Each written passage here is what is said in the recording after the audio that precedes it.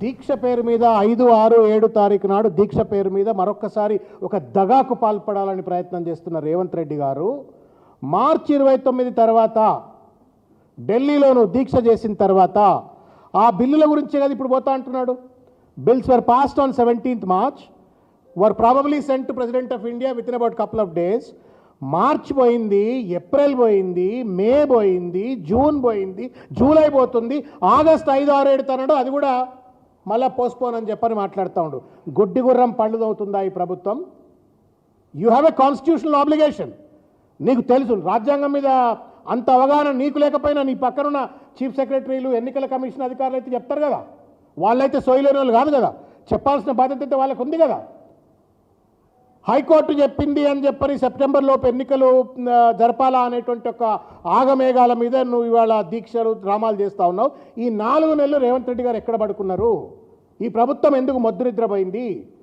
నిజంగానే నీకు చిత్తశుద్ధి ఉన్నట్టయితే ఈ బిల్స్ పోయిన 15 రోజులకే ఢిల్లీలో అన్ని రాజకీయ పార్టీలు అఖిలపక్ష సమావేశం తీసుకెళ్ళి ఉండాల్సి ఉండే కదా. ఆల్ పార్టీ మీటింగ్ను హైదరాబాద్లో కండక్ట్ చేసి ఉండాల్సి ఉండే కదా. బీజేపీ 8 మంది పార్లమెంట్ సభ్యులు ఉన్నారు, తర్వాత కాంగ్రెస్కు 8 మంది పార్లమెంట్ సభ్యులు ఉన్నారు. బనకచర్ల లాంటి ఒక దోపిడీ ప్రాజెక్టు నువ్వు మద్దతు ఇస్తూ ఉన్నావు.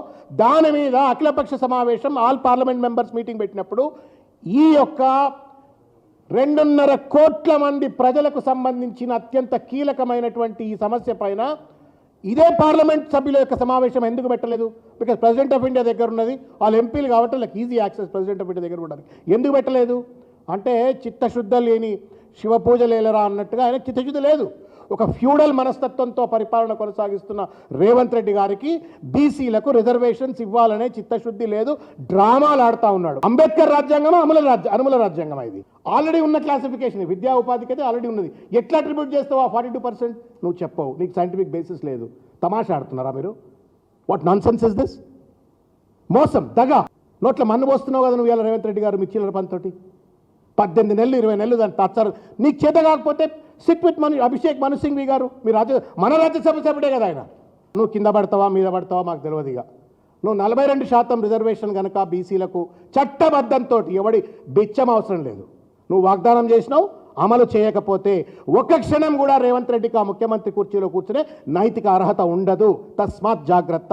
సమాజంలో ఒక గందరగోళ వాతావరణాన్ని నెలకొల్పి మేము బీసీలకు కట్టుబడి ఉన్నామనేటువంటి ప్రచారం చేస్తూ లోపల మొత్తం బీసీలకు సర్వనాశనం చేసే కార్యక్రమం. మీరు రోల్ మోడల్ కాదు, రోడ్డు రోలర్ కింద బీసీలను అంచివేసి కుట్ర చేస్తున్నారని చెప్పి మేము సూటిగా విమర్శిస్తున్నాం. దీనికి సమాధానం చెప్పండి. ఇవాళ నేను అడుగుతున్నా, మీ పవర్ పాయింట్ ప్రజెంటేషన్లో ఏమున్నది? నేను చెప్పినటువంటి తప్పులు ఏం లేవా? మీరు అంబాశంకర్ కమిషన్ 2 సంవత్సరాలు తమిళనాడులో కష్టపడి backward classes, most backward classes, denotified tribes ఇత్యాది అన్ని గ్రూపులను కూడా 5 కోట్ల జనాభాను గణించి సమగ్రంగా 121 కమిటీలు వేసింది. అందుకోసమే ఇవాళ బారాస ఒక ప్రజల పక్షాన నిలబడి, వెనుకబడిన వర్గాల పక్షాన నిలబడి ఈ 42 సాధించేంత వరకు దీని ఒక ఉద్యమంగా తీసుకుపోవాలని చెప్పి ప్రయత్నం చేస్తున్నది. అంతేకాకుండా మరొక ప్రధానమైనటువంటి విషయం, ఇవాళ మీరు కామారెడ్డి బీసీ డిక్లరేషన్లో ఈ 42% రిజర్వేషన్లతో పాటుగా మీరు వర్గీకరణ చేసి ఇస్తామన్నారు. ABCD ఈ వర్గీకరణ మీకు విద్యా ఉద్యోగ రంగాల్లో ఉన్నాయి, కానీ ఈ లోకల్ బాడీస్లో లేవు. విద్యా ఉద్యోగ రంగాలతో పాటు స్థానిక సంస్థల్లో ABCD ఈ వర్గీకరణ చేసి రాష్ట్ర ప్రభుత్వం ఇవ్వాల్సినటువంటి అవసరం ఉంది. లేకపోతే ఈ రాష్ట్రంలో అగ్గి రాజేసే విధంగా వెనుకబడిన వర్గాలందరం కూడా ఏకమై అందరి యొక్క సహకారంతో ముందుకు పోయి మా యొక్క తడాకా చూపిస్తాం.